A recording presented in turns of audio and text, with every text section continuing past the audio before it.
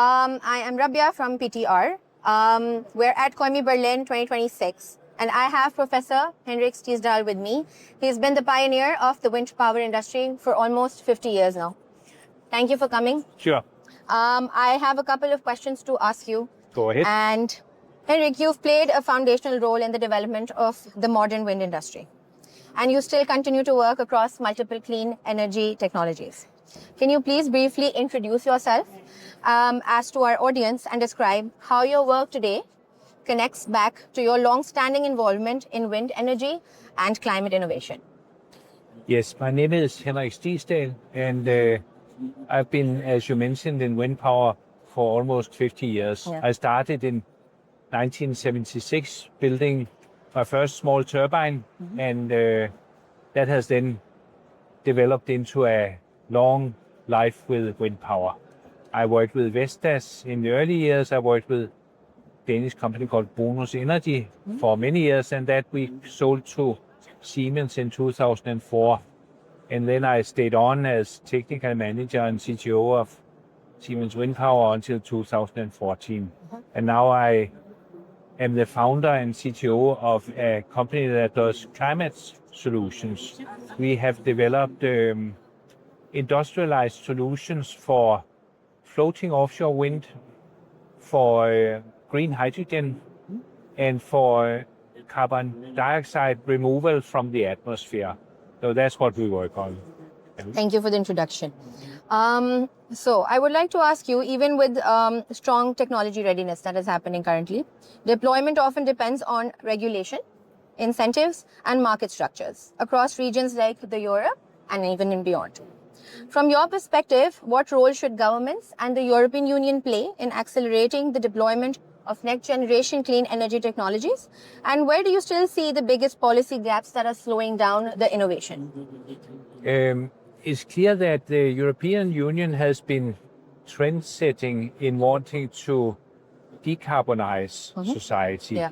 And that's a fantastic and very, very important move, given that climate change is the biggest challenge for humanity of all the challenges we are facing.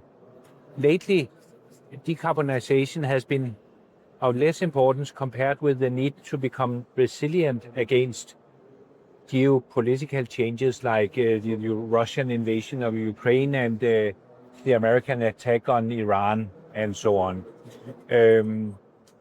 I think the European Union has played a very important role in setting the strategies and in setting the lines of sight for how we should develop, first on decarbonization and now on getting a resilient, affordable and clean energy system where clean also contains decarbonization. But the problem is that when we want to develop the new energy system, it is actually, and I know it's a totally old-fashioned analogy, but it is like a chain that's no stronger than the weakest link. And if we want to build out with renewables in Europe, the chain is actually quite long. So it has developers who want it to happen. It has technologies that you need to make it happen. It has permitting to allow you to do it. It has incentives that will make you get a decent economy. It has a grid system that will take off your power. It has a supply chain that will actually deliver the goods. It has skilled people, and it has social acceptance. Of all those, some of them are in the control of enterprises and companies and industry. Like developers, we have tons of developers who want to do good things. Technologies, we have all the technologies we want. Financing, the Western world is full of money. Everyone wants to do it. Yes, the power. So projects are auctioned out. Please do these big offshore wind farms. We don't really know where to put your power, but please give a firm bid. That doesn't work. So there, politicians and the EU and governments have the obligation to ensure that planning gets to be much shortened compared to where we are now. That the grids are built out so that they can actually absorb the capacity that we're feeding in. And then also to set what you can call long-term frame conditions so that industry and developers know what they're looking into for the next 10 years. Because only then will the industry invest in new factories to actually build the equipment that we need. So planning, grids, and long-term frame conditions, that is what politicians and regulators need to do. And that's where we are catching up, but we are still too slow. All right.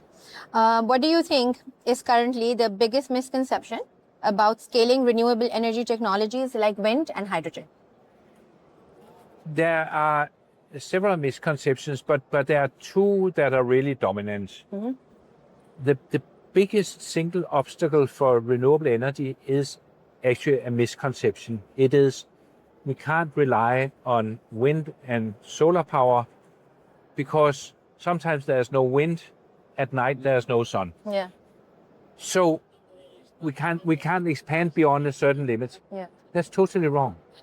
Because we have batteries, we have hydrogen storage, we have other ways to store electricity.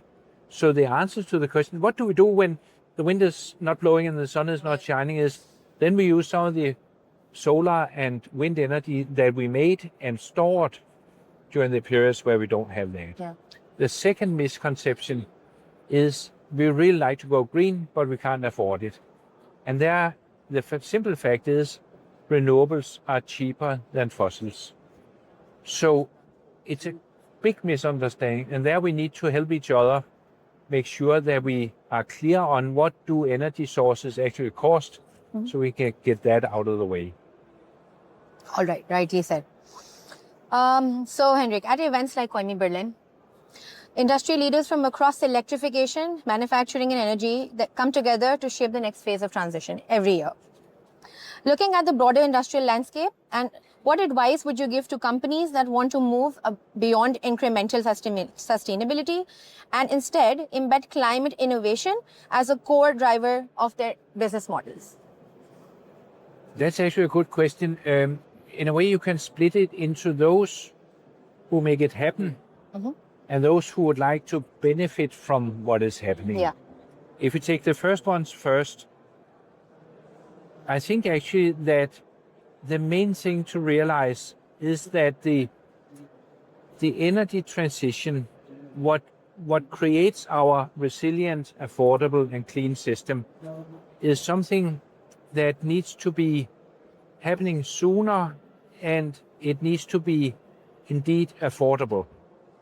And there, the most important thing for industry to accept is that very often we tend to think that the grass is greener on the other side of the hedge, that there's some new solution that will be cheaper or better. Yeah.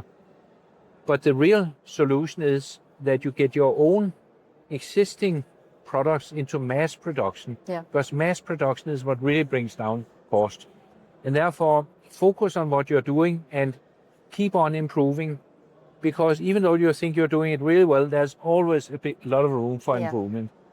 For users, I think that in a way they play two roles, you can say. They play a role that's kind of inward looking, and it is that they need to take their responsibility seriously, that they are a big part of the problem with emissions, and not all, of course it varies, but most companies have a carbon footprint. Then it's also part of their obligation to contribute to the solution. That's trivial.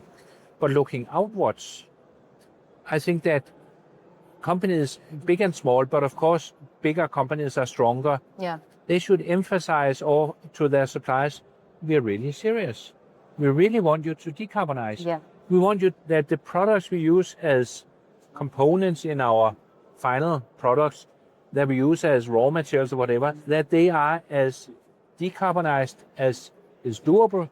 And of course, you can always make it into the extreme, but as far as you can reasonably get it, we want it decarbonized. And by the way, we would like more solutions from you, industry out there. We would like you to, we like that you are innovative. You get mentioned in our annual report when we see that you're really doing an effort to help us decarbonize. I think that is what industry can do. That's what companies can do. You're right. I've already taken a lot of your time, but last question for you. As we wrap up, looking at everything from wind energy to hydrogen and even broader industrial decarbonization, what gives you the most optimism about the global energy transition today? And which developments do you consider most critical for achieving large-scale deployment in the next decade? Yeah, I think that I'm a wind person, Mm-hmm. but I also follow quite closely the development in solar power. And solar power is really developing fast. And has taken over. It is fantastic. Yeah. And last year, for the first time, I think ever, due to the rapid increase in solar power, renewables got built out faster than the demand increase in electricity. Yeah. In other words, the fossil share was negative. We took fossil out of the system. And there I'm hoping that this tremendous growth in solar and the supporting industries like battery storage and hydrogen for longer term storage will continue this fantastic trajectory. That's where I get my biggest hope. And it is really big. I mean, last year, if we take nuclear, the net addition last year of renewables was, as far as I recall, about 620 gigawatts. The net addition of nuclear was 0. Nuclear wants to grow to, with a total of, I think, about 600 gigawatts until 2050. That's what renewables delivered last year. And it's not that I don't like nuclear. I think we need nuclear as part of our energy mix. Yeah. But it's just to put it into perspective, how fast that growth is. And that really gives me hope. Absolutely. When you then look at that, you have my analogy with the chain. Yeah. And for solar, the biggest challenge is the grid. And there I think that it actually, the solution to that has two factors. We of course need to build out the grid. But solar also has to accept its share of supporting the grid. It doesn't work that solar says, I deliver whenever there's sun. The fact that it's very intermittent is your problem. Yeah. They need to say, I deliver, but I also have storage. So I am becoming a dispatchable source of electricity. Yeah. And that is what I think is the solution going forward to solve this biggest, shall we say, integration problem that we have now. Grids need to be built out, but we can't solve the whole problem with wires and transformers. We also need intelligence, and we need both producers and consumers to prioritize flexibility so that they are flexible suppliers and they are flexible consumers. That's completely doable. We don't need any new technologies. We just need mass production. That is the way forward. Thank you so much, Henrik. Sure. That's some valuable information that you've shared with all of us. Thank you for your time. Thank you.